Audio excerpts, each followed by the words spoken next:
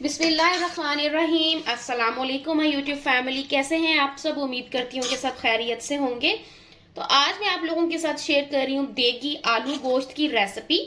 ये बहुत ही मजे के बनते हैं। आलू गोश्त शोरबे वाले भी आप इसको बोल सकते हैं, ग्रेवी वाले भी आप इसको बोल सकते हैं।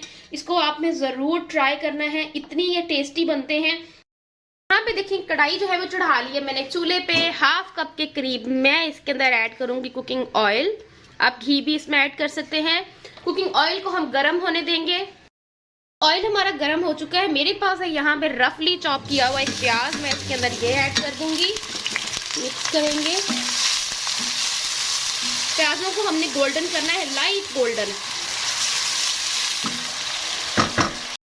यहाँ पे देखिए जी प्याज हमारे लाइट गोल्डन ब्राउन हो चुके हैं। अब यहाँ पे मेरे पास जो चिकन है ना वो है फ्रोजन, मतलब फ्रिज में रखा हुआ था मैंने, तो इसलिए मैंने आंच कर दी है बिल्कुल मीडियम, बल्कि स्लो कर दिया बहुत ज़्यादा। और इसके अंदर कोई आपने पानी वगैरह ऐड नहीं करना। चिकन ने अभी अपना खुद का पानी छोड़ देना है, इसलिए मैं सिर्फ ओनली 5 मिनट्स के लिए इसको मैं ऊपर से ढक दूंगी। स्टीम की वजह से ये अलग अलग हो जाएगा। तो देखें जी इसको, ये देखें माशाल्लाह से सिर्फ मैंने 5 मिनट इसको ढका है ऊपर से। और देखें चिकन ने जो है ना वो अपना पानी छोड़ दिया है, क्योंकि इसके अंदर बर्फ़ जमी हुई थी। और देखिए बिल्कुल अलग अलग हो गया है चिकन हमारा।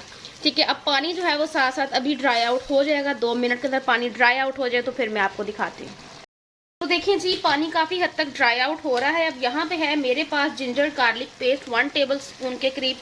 इसके अंदर मैं जिंजर गार्लिक पेस्ट ऐड कर दूंगी। मिक्स करेंगे।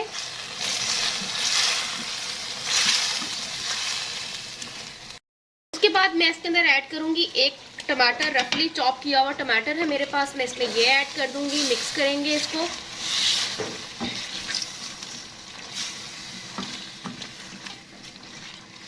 अच्छे से टमाटो उसको जो है ना हम सॉफ्ट होने देंगे। इसी तरीके से इसको मैं भूनती रहूंगी और ये खुद ब खुद ही सॉफ्ट हो जाएंगे। उसके बाद यहाँ पे मेरे पास कुछ ग्रीन चिलीज है, मैं इसमें ऐड कर रही हूँ। इसी तरीके से मिक्स करेंगे इसको। टमाटो को सॉफ्ट होने तक भूनेंगे। जब तक हमारे टमाटो सॉफ्ट हो रहे हैं, साथ में मेरे पास है यहाँ पर कटे हुए बड़े बड़े 4 से 5 अदद आलू। इसके अंदर मैं ये शामिल कर दूंगी। यहाँ पर ये शामिल करने का मकसद ये है कि जब मैं टमाटरों की भुनाई करूंगी तो साथ साथ आलूओं की भी भुनाई साथ में हो जाएगी और ये जल्दी टेंडर हो जाएंगे।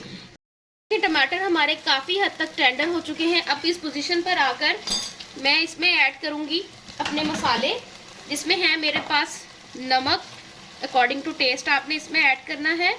हल्दी जाएगी हाफ टेबल स्पून के करीब। लाल मिर्च का पाउडर जाएगा हाफ टेबल स्पून के करीब।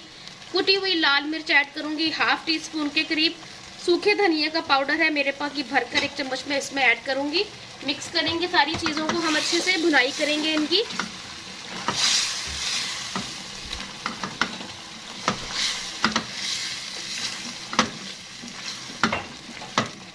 देखिए आलूओं के साथ चिकन की जो है ना वो भुनाई हो रही है।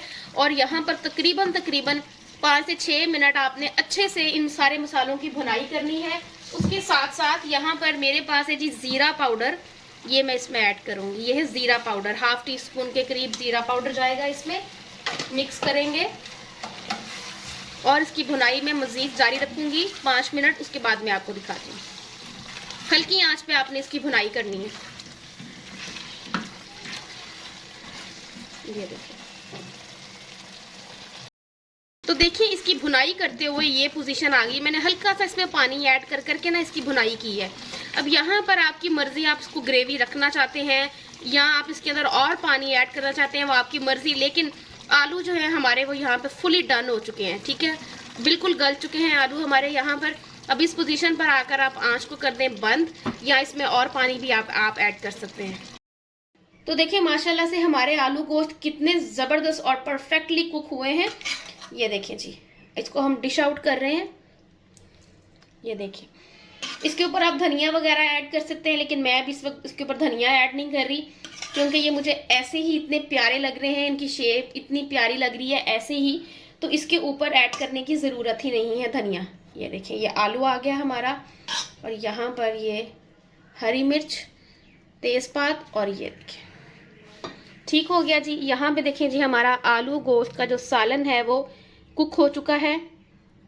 ये देख सकते हैं ग्रेवी, कितना मज़े का हमारा लग रहा है ये सालन। इसको आपने ज़रूर ट्राई करना है और इसका फीडबैक भी मेरे साथ शेयर करना है। अपना बहुत सारा ख्याल रखिएगा। अल्लाह हाफिज़।